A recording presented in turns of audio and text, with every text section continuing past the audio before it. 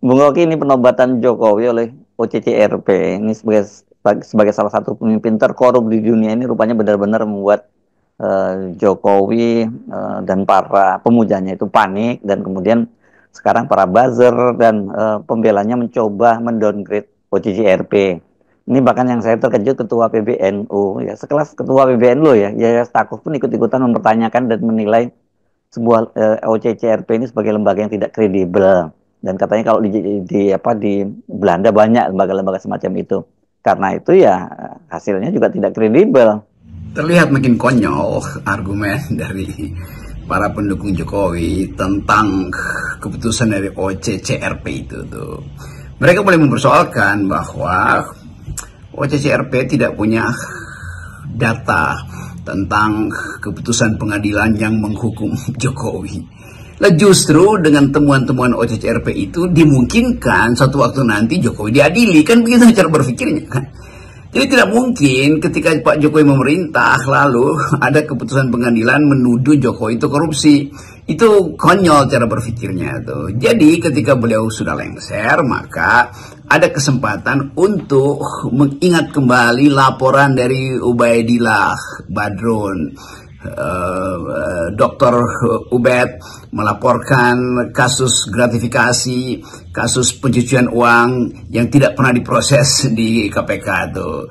Orang akan mengingat bagaimana Jokowi menipu publik, pemerintahannya menipu publik dengan mengatakan bahwa tidak ada Indonesia mengekspor nikel ke Cina itu dalam bentuk barang mentah, dan Cina bilang ada itu 5 juta ton justru. Itu kan semacam manipulasi itu, dan itu yang kita sebut sebagai korupsi. Kemana kalau begitu uang hasil ekspor itu? Dan kita tahu bahwa Presiden Jokowi memanipulasi konstitusi untuk meloloskan Gibran tuh. Semua itu adalah definisi tentang korupsi. Ada, Anda cari aja di ChatGPT dan akan dijawab oleh ChatGPT.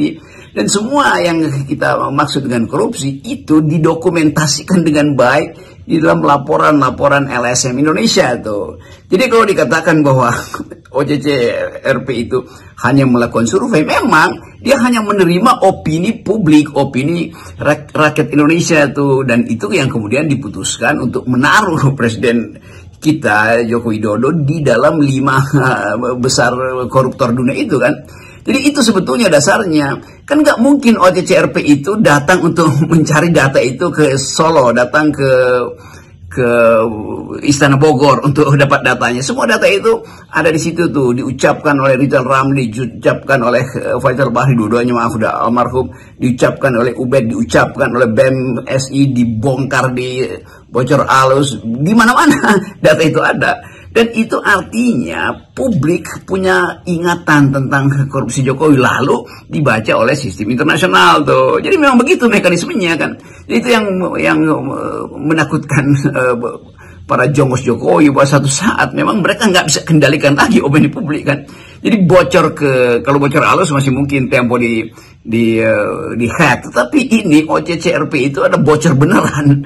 Jadi bukti bahwa Jokowi korupsi, ya itu yang dilaporkan oleh OCCRP. Dari mana OCCRP dapat data itu?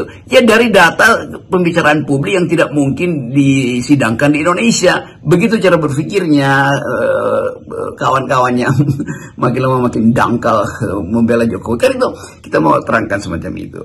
Sekali lagi, fungsi-fungsi itu yang dimungkinkan dalam sistem internasional, yaitu transaksi ide itu tidak mungkin dibatasi lagi oleh sistem hukum positif kita.